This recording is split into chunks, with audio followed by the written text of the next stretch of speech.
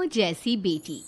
अमित और सुषमा की एक बेटी थी, दिखने में बहुत सुंदर, और उसका नाम था रूपा। उसकी सुंदरता को देखकर ही सुषमा ने उसका नाम रूपा रखा था। लेकिन जैसे ही रूपा 3 साल की हुई और स्कूल जाने के लायक हुई, अमित के दिमाग में न जाने क्या सूझी कि उसने अपनी बेटी को लड़कों की तरह रखना शुरू कर दिया। अमित, क्यों इसे लड़कों के स्कूल में एडमिशन दिलवा कर आए हो? तो क्या हो गया, मेरी बेटी लड़की नहीं लड़कों की तरह बड़ी होगी। लड़कों की तरह रहेगी तो मजबूत बनेगी, लड़कियों की तरह रहेगी तो जिंदगी भर कमजोर रह जाएगी। अच्छा ठीक है, लड़कों के स्कूल में एडमिशन दिला दिया, वहां तक तो सही है। लेकिन आपने इसे स्कूल की ड्रेस भी लड़कों वाली दिलवाई है। क्योंकि मैं नहीं चाहता कि मेरी बेटी लड़कियों की तरह रहे। सीधी सी बात है, तुम्हें एक बार में समझ में नहीं आती क्या? अगले दिन शाम के वक्त, अमित आज आप ऑफिस से जल्दी आ गए ना, तो चलिए कुछ शॉपिंग करके आते हैं। हाँ हाँ, बताओ क्या चाहिए? वो मुझे ना रूपा के लिए कुछ कपड़े खरीदने थे, और उसकी बर्थडे भी आ रही है, तो सोच रही थी एक अच्छा सा ड्रेस दिलवा देती हूँ। चलो ठीक है, हम साथ में चलते हैं। अमित और सुषमा एक शोरूम के अंदर पहुंचते हैं। आइए आइए भाई साहब, आइए बहन जी। ये है लड़कों का सेक्शन, यहाँ पर आपको लड़कों के कपड़े मिलेंगे। अरे भाई साहब, आपको गलत फहमी हुई है, हमारी बेटा नहीं बेटी है। लेकिन इसका हेयर कट और कपड़े देखकर तो मुझे लगा आपका शायद बेटा होगा। बिल्कुल लड़का, आई मीन लड़के जैसा दिख रहा है ना, दिख रही है। जी नहीं, ये मेरी बेटी है और इसका नाम है रूपा। इसका नाम तो रूप सी होना चाहिए था। चलिए जैसी आपकी मर्जी। वहाँ सामने की तरफ लड़कियों के कपड़े हैं। अरे नहीं नहीं, मेरी पत्नी सही कह रही है, ये मेरा बेटा नहीं बेटी है, लेकिन इसके कपड़े हमें लड़कियों वाले सेक्शन से नहीं बल्कि लड़कों वाले सेक्शन से खरीदने हैं। वो क्या है ना, मेरी बेटी नहीं, ये तो मेरा बेटा है। बेटा, सही कहा आपने, इसका नाम तो मुझे रूप सी रखना चाहिए था। आप फिर से शुरू हो गए। आप समझते क्यों नहीं, ये हमारी बेटी है, और जिस तरह से आप इसे रख रहे हैं ना, आगे चलकर बहुत परेशानी हो सकती है। तुम क्यों नहीं समझती? लड़कों की तरह पलेगी बढ़ेगी तो आगे जाकर जो परेशानियां लड़कियों के सामने आती हैं, वो इसके सामने नहीं आएगी। इसी तरह से वक्त बीतता जाता है। अब रूपा 10वीं क्लास में आ जाती है। एक दिन स्कूल में, जानती है रूपा, अपने साथ वो जो लड़का पढ़ता है ना, अभिषेक, मुझे बहुत पसंद करता है। अच्छा, क्या कहता है तुझसे? मुझसे कह रहा था कि उसको ना मेरे लंबे बाल बहुत पसंद है, और उस दिन जो मैं रेड कुर्ता पहनकर आई थी ना, मेरे बर्थडे वाले दिन, कह रहा था कि मैं उसमें बहुत सुंदर लग रही थी। लेकिन मुझसे तो कोई लड़का इस तरह की बातें करता ही नहीं। कैसे करेगा? तू तो खुद लड़कों जैसी नजर आती है, हमेशा पैंट शर्ट पहनकर घूमती है, और ये तेरे बाल लड़कों की तरह छोटे छोटे। अरे तुझे देखकर तो पता ही नहीं चलता कि तू असल में लड़की है। लेकिन ये तो बहुत गलत बात है ना, मुझे भी लड़कियों की तरह रहना है, मुझे भी सुंदर दिखना है। तो फिर तुम अपने बाल लंबे कर लो ना, लड़कियों वाले कपड़े पहनना शुरू कर दे। वैसे भी तू ना बड़ी सुंदर है, अगर एक बार लड़की बन गई ना तो कमाल की खूबसूरत लगेगी। रूपा धीरे धीरे खुद को लड़कियों की तरह महसूस करने लगी थी। वो अपने घर लौट कर आती है और अपनी माँ से जाकर बात करती है। मम्मी, मुझे आपसे बहुत शिकायत है, आपने मेरा ये क्या हाल बना दिया है। मुझे इस तरह लड़कों की तरह रखने की क्या जरूरत है? क्या बात है बेटा, क्या हुआ? तुम इतनी परेशान क्यों लग रही हो? मेरी क्लास में पढ़ने वाली लड़कियां इतनी खूबसूरत दिखती हैं, इतने अच्छे रंग बिरंगे कपड़े पहनती हैं, और मैं यूनिफॉर्म भी पहनती हूँ तो लड़कों जैसी। क्यों माँ, क्यों?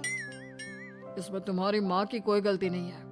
मैं हमेशा से चाहता था कि तुम लड़कों की तरह रहो, और देखो, तुम्हें देखकर कोई बता ही नहीं सकता कि तुम मेरी बेटी हो या बेटा। लेकिन क्यों पापा? अगर मैं बेटी हूँ तो मुझे बेटी ही रहने देते ना। लड़कियाँ गुड़िया से खेलती है, लेकिन आप मुझे गुल्ली डंडा खिलवाते हो।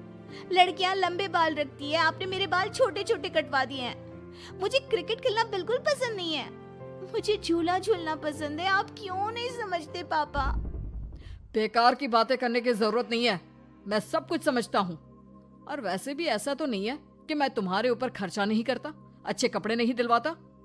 बस लड़कियों की जगह लड़कों के कपड़े दिलवाता हूँ, सारी चीजें लड़कों वाली दिलवाता हूँ। इसमें इतना परेशान होने की क्या जरूरत है? देखिए ना माँ, पापा तो कुछ भी नहीं समझते। मैं लड़की हूँ और मुझे लड़कियों की तरह रहने का मन करता है। मेरी सारी सहेलियां कहती हैं कि मैं दिखने में बहुत खूबसूरत हूँ। अगर मेरे बाल लंबे होते, कपड़े लड़कियों की तरह होते, तो कोई लड़का मुझे भी पसंद करता जैसे मेरी सहेलियों को करता है। बस इसीलिए मैं नहीं चाहता कि तुम लड़कियों की तरह बड़ी हो, और इसीलिए मैंने तुम्हें लड़कों की तरह पाला ताकि आगे जाकर ये सारी समस्याएं ना आए। लेकिन आपने अपनी बेटी के साथ गलत किया है। मैंने कुछ गलत नहीं किया, जो भी किया है सब ठीक है, और तुम्हें ऐसे ही रहना होगा। अपने पापा की बात सुनकर रूपा जोर जोर से रोने लगती है। कुछ दिनों के बाद एक दिन अचानक रूपा अपनी माँ के कमरे में जाती है और वहां पर जाकर अपनी माँ का मेकअप अपने चेहरे पर लगाकर देखती है। ये देखकर सुषमा बहुत इमोशनल हो जाती है। इतनी सुंदर बेटी दी है मुझे भगवान ने, लेकिन अमित की जिद के चलते मैं अपनी बेटी को बेटी बनाकर भी नहीं रख सकती। कितने अरमान थे मेरे कि उसके लंबे लंबे बालों में तेल लगाऊंगी, उसकी चोटियां गूंज कर बनाऊंगी, उसके लिए सुंदर फ्रॉक और कुर्ते लेकर आऊंगी। लेकिन अमित अपनी जिद के आगे किसी की चलने ही नहीं देते। पता नहीं कब समझेंगे। और फिर अगले दिन सुबह के वक्त। अरे जानती हो सुषमा, आज किसका फोन आया था? किसका फोन आया था? बहुत खुश लग रहे हैं आप। मेरा बचपन का दोस्त है दीपक। कॉलेज में साथ पढ़ा करते थे, उसके बाद तो कभी मिलना ही नहीं हुआ। किसी काम से अपने फैमिली के साथ हमारे शहर में आया हुआ है। अरे वाह, ये तो बहुत अच्छी बात है। तो आप उन्हें घर पर क्यों नहीं बुला लेते? आज शाम को डिनर पर बुला लीजिए। उनकी फैमिली और हम सब आपस में मिलेंगे तो बहुत मजा आएगा। मैं भी तुम्हें यही कहने आया था कि मैं उसे इनवाइट कर चुका हूँ। शाम को अच्छा सा खाना बना लेना, वो अपनी पत्नी और बच्चों के साथ आएंगे। अच्छा, तो उनका बेटा है या बेटी? यह तो मैं भी नहीं जानता। कहा ना, कॉलेज के बाद कभी मिला ही नहीं उससे, और वैसे भी शाम को जब आएगा तब सब कुछ पता चल ही जाएगा। शाम को दीपक अपने बच्चों के साथ अमित के घर आता है। दीपक की बहुत खूबसूरत 2 बेटियां थी, दिया और सोनिया, जो लगभग रूपा की उम्र की ही थी। दीपक की पत्नी शालिनी भी बहुत सुंदर और सुशील औरत थी। सुषमा कैसी हो? अरे वाह, तुम्हारा बेटा तो बड़ा प्यारा है। अरे नहीं, बेटा नहीं, बेटी है। बेटी? लेकिन इसे देखकर तो लगता ही नहीं कि ये लड़की है। हाँ भाभी जी, देखिए ना, हमारी भी 2 बेटियां हैं, दिया और सोनिया। बहुत प्यारी है जी आपकी बेटियां। मम्मी देखिए ना, दिया और सोनिया ने कितने सुंदर हेयर स्टाइल बनाई है, और इनकी फ्रॉक कितनी अच्छी है। क्या मैं इनकी तरह नहीं रह सकती? तुम अपनी मम्मी से ऐसे क्यों पूछ रही हो बेटा? तुम लड़की हो, तुम ऑफ कोर्स इस तरह रह सकती हो। क्या जरूरत है तुम्हें इस तरह लड़कों की तरह बनकर रहने की? नहीं भाई, मैंने इसे शुरू से ऐसे ही पाल पोस कर बड़ा किया है, एकदम लड़कों की तरह। और जानते हो, मेरी बेटी कमाल का क्रिकेट खेलती है। लेकिन हमें तो उसकी बातों से लगता है कि उसे लड़कियों की तरह रहना पसंद है। हाँ भाई साहब, दीपक ठीक कह रहे हैं। आज आप हमारी बेटियों को ही देखिए। मेरी बेटी दिया बहुत अच्छा क्रिकेट खेलती है, और सोनिया कबड्डी की चैंपियन है। इतनी कम उम्र में अपने स्कूल की कबड्डी टीम की कैप्टन है वो। लेकिन इन दोनों को स्ट्रांग बनाने के लिए मैंने उनके साथ वो सब नहीं किया जो आपने अपनी रूपा के साथ किया है। लेकिन मैंने गलत क्या किया? मैंने अपनी बेटी को सारी फैसिलिटीज प्रोवाइड करवाई है, उसे सब कुछ दिया है जो वो चाहती है। ये आपकी गलतफहमी है भाई साहब। आपने अपनी बेटी से बेटी होने का हक छीन लिया। उसके बाद आपने जो कुछ भी दिया वो एक बेटा समझकर दिया। जो प्यार आप उसे बेटा समझकर देते हैं वो बेटी समझकर भी तो दे सकते थे ना। लेकिन उससे क्या फर्क पड़ता है? मैंने उसके लाड़ प्यार में कोई कमी नहीं रखी। तुम्हारी बात सही है दोस्त, लेकिन उसके अंदर की लड़की को मार कर, उसकी इच्छाओं को खत्म करके तुमने उसके साथ बहुत गलत किया है। तुम उसे स्ट्रांग बनाना चाहते थे, बोल्ड बनाना चाहते थे, तो वो लड़की बनकर भी रह सकती थी। जरा पूछो अपनी बेटी से कि वो क्या चाहती है। ठीक है, तुम्हारे सामने ही पूछ लेता हूँ। मुझे नहीं लगता कि मेरी बेटी को लड़कियों की तरह रहना, मेकअप करना वगैरह पसंद होगा। यही तो आपने कभी समझने की कोशिश नहीं की अमित। मैंने भी 2 दिन पहले ही देखा था हमारी बेटी मेरे मेकअप को चेहरे पर लगाकर अपने आप को आईने में निहार रही थी। अब भी कुछ नहीं बिगड़ा अमित। आप चाहे तो हमें हमारी रूपा वापस मिल सकती है। हमें उसे रूप सिंह बनाने की कोई जरूरत नहीं पड़ेगी। देखो, ये लोग कुछ भी कहे, मुझे तुम्हारी मर्जी जाननी है बेटा। तुम्हें भी ऐसे ही रहना पसंद है ना? एकदम बोल्ड, स्ट्रॉन्ग, लड़कों की तरह कपड़े पहनकर, छोटे छोटे बाल रखकर। सॉरी पापा, आपने कभी इस बात को समझा ही नहीं। मुझे लड़कियों की तरह रहना है। और रही बात बिगड़ने की, लड़कों के साथ घूमने की, तो वो तो अगर मैं चाहूँ तो इस तरह से भी कर सकती हूँ ना। लेकिन मैं नहीं करना चाहती। बस मुझे आपकी बेटी बनकर रहना है। स्कूल के सारे लड़के मुझे रूप सिंह कहकर चिढ़ाते हैं। मैं लड़की हूँ, ये बात वो जानते हैं, और इसलिए ना वो मुझे पूरी तरह अपने साथ रखते हैं और ना ही मैं पूरी तरह से अपनी सहेलियों के साथ रह सकती हूँ। क्योंकि जब मैं लड़कियों से बात करती हूँ तो वो मुझसे कहती हैं कि उन्हें मेरे अंदर से लड़कों जैसी फीलिंग आती है, इसलिए मेरा कोई दोस्त ही नहीं बनता। प्लीज पापा, मुझे लड़की ही रहने दीजिए। वाकई में मुझसे बहुत बड़ी गलती हो गई। मुझे अपनी बेटी से उसकी बेटी होने का हक नहीं छीनना चाहिए था। अच्छा हुआ दीपक और शालिनी, आप लोगों ने मुझे ये बात समझा दी। मैं बहुत बड़ी गलती कर बैठा था, लेकिन आज के बाद मेरी बेटी बेटियों की तरह कपड़े पहनेगी, लंबे बाल रखेगी और जो उसे अच्छा लगता है वो सब करेगी। लव मैरिज वाली बहू। सुबह का वक्त था और सरला जी काफी उदास चेहरा लिए हुए पार्क में बैठी हुई थी। तभी उनकी सहेली सुमन वहां पर आती है। क्या हुआ सरला जी, आज मॉर्निंग वॉक करने का इरादा नहीं है क्या? इस तरह चुपचाप क्यों बैठी हैं? आई तो थी ये सोचकर कि पार्क में जाकर थोड़ी देर पहले टहल लूंगी, लेकिन क्या करूं, मन ही नहीं कर रहा। अरे सब ठीक है, तो इतनी परेशान क्यों नजर आ रही है? नहीं नहीं, ऐसी तो कोई बात नहीं है, सब ठीक है। अरे भाई, अब तो आपको खुश नजर आना चाहिए। अभी कुछ महीने पहले तो बेटे की शादी हुई है, घर में नई बहू आई है, आपके चेहरे पर तो रौनक नजर आनी चाहिए। अरे छोड़ो भी, आजकल की बहुओं के बारे में क्या बताऊं आपको। क्यों, क्या हुआ बहन जी, कोई परेशानी है क्या? कुछ किया क्या बहू रानी ने? अरे भाई, अभी तो शादी को 6 महीने हुए। अब आपसे क्या छुपाना, आप तो जानती है मेरे बेटे ने लव मैरिज की है, और मुझे ना इन लव मैरिज वाले बहुओं पर बिल्कुल भरोसा नहीं। ना जाने कब मेरे बेटे के कान भर दे। अरे लेकिन सरला जी, आपके बहू बेटा तो आपके साथ ही रहते हैं, फिर आपको इस बात का डर क्यों है? पता नहीं क्यों बहन जी, अभी तो मुझे अपनी बेटी दीपाली की भी शादी करनी है। बस इसी बात को सोचकर परेशान रहती हूँ। ये लव मैरिज वाली बहू पता नहीं कितने दिन परिवार में एडजस्ट कर पाएगी। कल को अगर बेटे को लेकर दूसरी जगह चले गई तो क्या होगा? अरे हाँ, याद आया, दीपाली तो दिल्ली में नौकरी करती है ना? हाँ हाँ, बहुत अच्छी नौकरी लगी है उसकी। और आप किसी से कहना मत, अपने ऑफिस में साथ में काम करने वाला कोई लड़का उसे बहुत पसंद है, बता रही थी मुझे। लेकिन अभी तो आप कह रही थी कि आपको लव मैरिज और इन सब में भरोसा नहीं है। अरे तो क्या हुआ, जहाँ बेटी खुश रहे वहीं मैं खुश हूँ। और वैसे भी बेटी को तो दूसरे घर जाना है, वो लोग जाने और उनकी बहू जाने, मुझे तो बस अपनी बेटी का ब्याह करना है। अच्छा, ठीक है, जैसी आपकी मर्जी।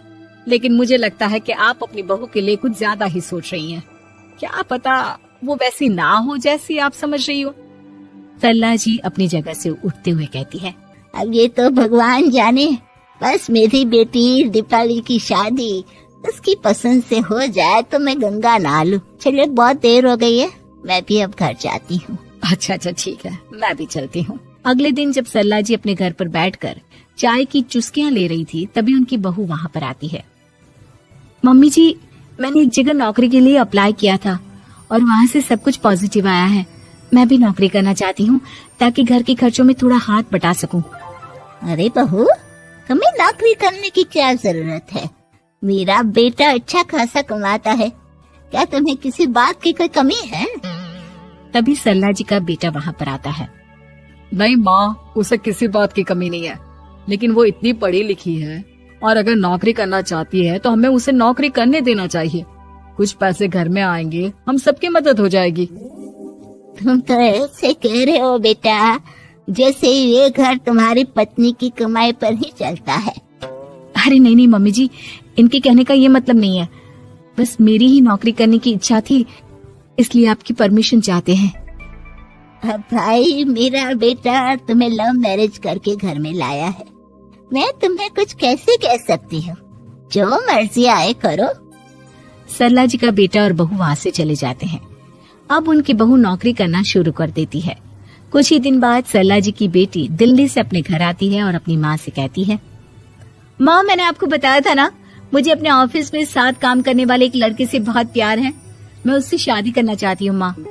हाँ तो मैंने कब मना किया। अगर तुम उसे पसंद करती हो तो उसके घर वालों को कहो, हम आपस में बात करके तुम्हारी शादी तय कर देते हैं। अरे लेकिन माँ एक बहुत बड़ी परेशानी है। क्या परेशानी है बेटा? माँ वो लड़का बहुत अच्छा है, लेकिन कुछ ज्यादा ही पैसे वाले घर से उसके माँ बाप। उन्हें मेरे और उसके रिश्ते से वैसे तो कोई परेशानी नहीं है, लेकिन वे चाहते हैं कि शादी 5 स्टार होटल में हो। अरे ऐसे कैसे, हम तो मिडिल क्लास लोग हैं, हमारे लिए 5 स्टार होटल में शादी करना कोई आसान काम थोड़ी ना है। लेकिन माँ मैं क्या करूँ, मैंने उनसे बात करने की बहुत कोशिश की, बस एक किसी जगह बात अटक गई है। साफ साफ कह दो बेटा, शादी करनी है तो ठीक है, लेकिन ये 5 स्टार में शादी करने वाली शर्त मैं नहीं मान सकती। अरे कैसी बात कर रही हैं आप मम्मी जी, अगर दीपाली को कोई लड़का पसंद है तो हम उनकी शादी के लिए पूरी कोशिश करेंगे, और अगर बात पैसों की है तो कोई परेशानी नहीं है। हाँ हाँ, तुम्हें तो बस बहुत आसान लगता है सब। जिस तरह तुमने मेरे बेटे से इतनी आसानी से शादी कर ली, सारे काम उतने आसानी से नहीं होते, समझ में आया? हर काम करने में पैसे लगते हैं। लेकिन माँ मैं उस लड़की को बहुत पसंद करती हूँ। सही बात है बेटा, लेकिन तुम उस लड़के से साफ साफ कह दो, अगर उसे तुमसे शादी करनी है तो अपने घर वालों को मनाए। अगर नहीं मना सकता तो तुम दोनों अपनी गृहस्थी अलग से कहीं सेट कर लो। कोई जरूरत नहीं है अपने माँ बाप के साथ रहने की। मम्मी जी ये आप क्या कह रही हैं? मैं भी तो आपकी बेटी के साथ लव मैरिज करके आई हूँ, अगर मैंने भी ऐसा ही किया होता तो? लो, अब तो मुझे उल्टा जवाब देने लगी। देखो बहू, मैं तुम्हारी सास हूँ, मुझसे ठीक से बात करो। लेकिन माँ भाभी ठीक तो कह रही हैं। हाँ अगर बात शादी के खर्च की है तो मैं उस लड़के से कुछ कह सकती हूँ, लेकिन उसे अपने घर वालों से अलग होने के लिए कहना ये सही होगा क्या? आप तो समझिए माँ। और वैसे भी मम्मी जी, मैंने कुछ महीने पहले जॉब करना शुरू कर दिया था और अपनी पूरी सैलरी बचा कर रखी है। आप चिंता मत कीजिए, मैं दीपाली की शादी में कोई कमी नहीं होने दूंगी। तुम अपनी सारी तनख्वाह मुझे मेरी बेटी की शादी का खर्च करने के लिए दे दोगी? हाँ माँ, मैंने भाभी को पहले ही सब कुछ बता दिया था और वो इस बारे में सब कुछ जानती थी, इसीलिए उन्होंने पहले ही नौकरी करनी शुरू कर दी ताकि मेरी शादी धूमधाम से हो सके। तभी सरला जी का बेटा वहाँ पर आता है। देखा माँ, जैसा हम हर समय समझते हैं वैसा होता नहीं है। आपको लव मैरिज करने वाली बहू से नफरत थी ना, लेकिन अपनी ही बेटी की लव मैरिज पर आपको कोई एतराज नहीं था। ये तो गलत बात है ना? हाँ बेटा, सही कह रहे हो तुम। बहू मुझे माफ कर दो, मैंने तुम्हारे बारे में गलत सोचा। आज से मैं बहू और बेटी में कोई फर्क नहीं करूंगी, और अपनी लव मैरिज वाली बहू से तो बिल्कुल नफरत नहीं करूंगी। अरे अब कुछ मत पूछ विमला, लाख जतन करने के बाद भी महीने के आखिर तक हाथों में चमन्नी भी नहीं बच पाती। कभी अपने लिए कोई छोटी सी भी चीज लेनी हो तो 10 बार सोचना पड़ता है। तू सही कहती है, आमदनी तो बढ़ती नहीं, लेकिन दूसरी तरफ महंगाई दिन ब दिन बढ़ती ही जा रही है। राशन वाले का बिल, दूध वाले का उधार। अरे तुम औरतें बस इसी तरह जिंदगी भर रोती रहोगी। खुद के पैरों पे खड़े होने की सोचो, तब तुम्हें पैसों के लिए किसी का मुंह नहीं देखना पड़ेगा। अरे तू इतनी बड़ी बड़ी बातें कर रही है, तू ही बता दे हम क्या करें? हम औरतें चाहे तो कोई छोटा मोटा व्यापार कर सकती हैं, जैसे कि साड़ी बेचने का। सुधा की बातें सुन सब औरतें हंस पड़ती हैं। ना भाई ना, मेरे पति को ये सब पसंद नहीं है, वो तो मुझे मार डालेंगे। दूसरी औरतें भी विमला की बात से सहमति जताती है और साड़ी का व्यापार करने से मना कर देती हैं। अगले दिन सुधा अपनी सास से ये बात कहती है। बस अब यही काम रह गया था, सारा दिन यही सब सोचती रहती हो। अरे बढ़िया आई साड़ी बेचने वाली। तभी वहां सुधा का पति विवेक आता है। अपनी माँ की बात काटते हुए कहता है, अरे माँ, सुधा ठीक ही तो कह रही है। अगर ये साड़ियों का व्यापार करना चाहती है तो इसमें क्या गलत है? मुझे तो सुधा की बात पसंद आई। अरे मजाक है क्या व्यापार करना? अच्छे अच्छों की खटिया खड़ी हो जाती है। मैंने दुनिया देखी है। बेटा तुम लोग ज्यादा हवा में मत उड़ो, और फिर साड़ियाँ खरीदने के लिए पैसे कहाँ से लाएगा? तुम उसकी चिंता मत करो माँ, मैं देख लूंगा। अगले दिन विवेक अपने एक दोस्त से कुछ पैसे उधार लेकर साड़ी के कारखाने से बहुत सारी साड़ियां खरीद लाता है। ये लो सुधा, तुम्हारा ऑनलाइन अकाउंट बन गया है। अब लोग घर बैठे तुमसे साड़ियां खरीद सकते हैं। ये तो बहुत अच्छी बात है। हाँ, और इतना ही नहीं, मैंने इसमें सभी नई डिजाइन की साड़ियों की फोटो भी अपलोड कर दी है। अब बस तुम देखती जाओ। कुछ दिनों के बाद, नमस्ते, मुझे सुधा जी से मिलना है। ओहो, तू कौन है और मेरी बहू से तुझे क्या काम है? माँ जी, मैं सुधा जी से साड़ियाँ खरीदने आया हूँ। अरे बड़ा बेवकूफ है तू, इतना बड़ा मीना बाजार छोड़कर यहाँ साड़ी खरीदने आया है। तेरा ऊपर का कोई पेच ढीला है क्या? अरे माँ जी, आप नहीं जानती, आजकल ऑनलाइन का जमाना है, समय और पैसे दोनों की बचत होती है। तभी वहां सुधा आ जाती है। सुधा बिरजू को साड़ियां दिखाती है। क्या बात है सुधा बहन जी, आपके पास तो बहुत ही सुंदर सुंदर साड़ियां हैं। एक काम करिए, ये वाली दे दीजिए और ये वाली भी। छोड़िए, एक काम करिए, ये सभी ही दे दीजिए। सुधा की सास हैरान रह जाती है। अरे इतनी साड़ी का तू करेगा क्या? अरे माँ जी, मेरी बीवी पहनेगी। अरे कितनी बीवियां है तेरी? माँ जी, आप भी ना, बीवी तो एक ही है। पहले तो मैं 2-4 साड़ियां लेने आया था, लेकिन अब पूरी 20 साड़ियां ले जा रहा हूँ। ये लीजिए सुधा बहन जी, आपके पैसे, चलता हूँ। धीरे धीरे सुधा के द्वारा घर में खोली गई छोटी सी दुकान चल पड़ती है और देखते ही देखते सुधा के घर ग्राहकों की लाइन लग जाती है। पैसों की आमदनी देख सुधा की सास की आंखें फटी की फटी रह जाती है। जा बहू, अब तू थोड़ा आराम कर ले, इन लोगों को मैं साड़ियाँ दिखा देती हूँ। माँ जी आप? अरे हाँ हाँ, अब जा भी। इस तरह सुधा की सास भी उसके कारोबार में हाथ बटाने लगती है। देखो सुधा, तुम्हारा व्यापार तो चल पड़ा।